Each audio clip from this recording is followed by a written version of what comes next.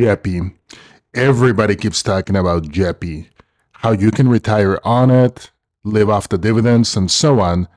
I am here to tell you that this is wrong. You have been deceived. So I just put a pretty bold statement just now, and I'll probably get a little bit of hate in the comments, and that's okay because when the product launched in 2020, I felt it was a really one-of-a-class product, a phenomenal product. I've personally invested in JEPI, but my goal in this channel is to really help you understand that there may be perhaps better funds out there right now, better engineered funds, and really help you separate the substance from the hype that is going around JEPI. That is my goal in this video. I hope to provide you some clarity. Let's get into it.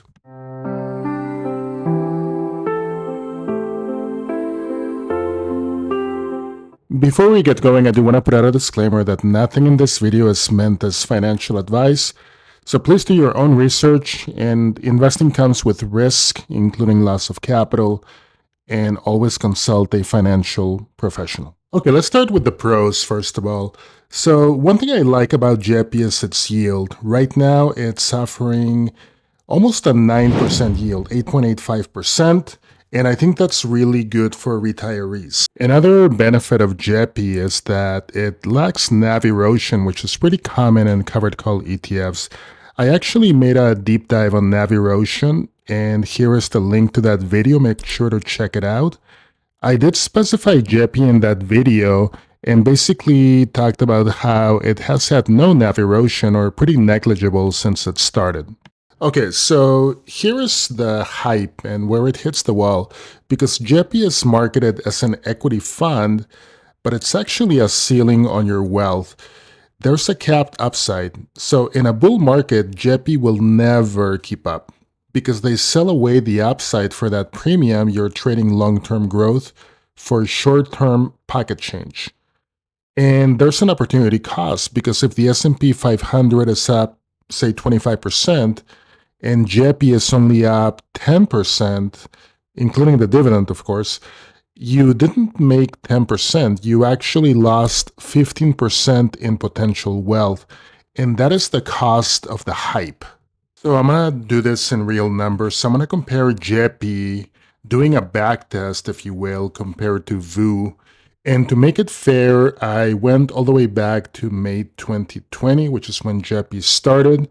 And even though VU started way before then, I set the backtest to start coincidentally with when JEPI got created. And as you can see from here, had you invested $10,000 in JEPI when it started, you would have ended up with a balance of $11,072.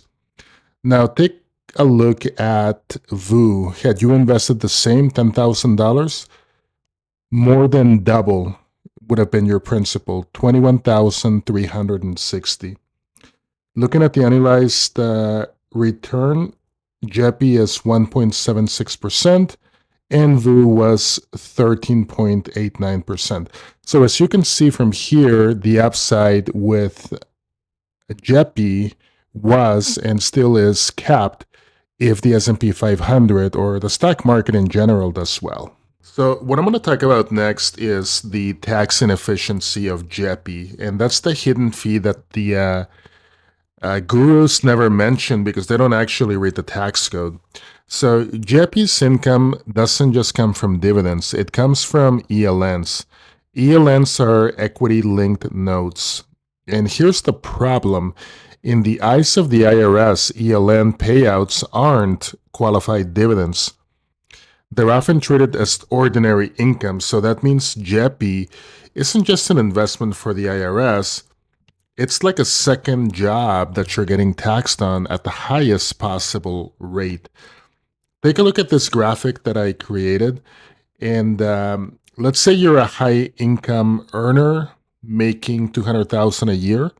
If you take $10,000 in dividends from a growth fund like VU, those are qualified. You pay the 15% rate, which is $1,500, and you keep $8,500. But If you take that same $10,000 from JEPI, because of your tax bracket, the IRS is going to see that as ordinary income. So you could be handing over 3,200 or 3,700 of that yield back to the IRS. So you just paid a $2,200 hype tax for the privilege of seeing a monthly deposit. So unless you're holding this in a Roth IRA as an example, you're literally working harder just to pay the government more. And it gets worse. Let's talk about the ELN black box. So when you buy a stock, you own a piece of the company. When you buy an ELN, you own a contract. So it's a complex synthetic IOU from a big bank. And JP Morgan's website says these are actively managed. But for the average investor, an ELN is a total black box. You don't know the exact fees the banks are skimming off the top to create these notes. You don't know the counterparty risk, meaning if the bank that wrote the note fails, your income stream could go down significantly. So you're trading the transparency of the stock market for a mathematical experiment designed by Wall Street. I don't know, does that sound like a safe retirement strategy, or does it sound like you're paying a premium to take on risks that you cannot even see? If you're not looking at the after-tax total return, you're not investing really, you're participating in a marketing campaign. So here's the bottom line.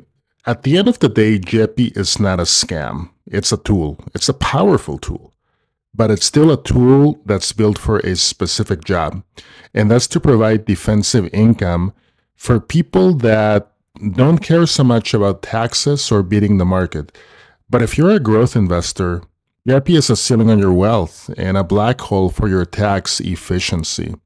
Because you're trading transparency for a black box of ELNs and trading long-term gains for a monthly check that Uncle Sam is going to take a massive bite out of. But here's the cool thing. The world of covered call ETFs has exploded since JEPI first hit the scene. And this gets me really excited.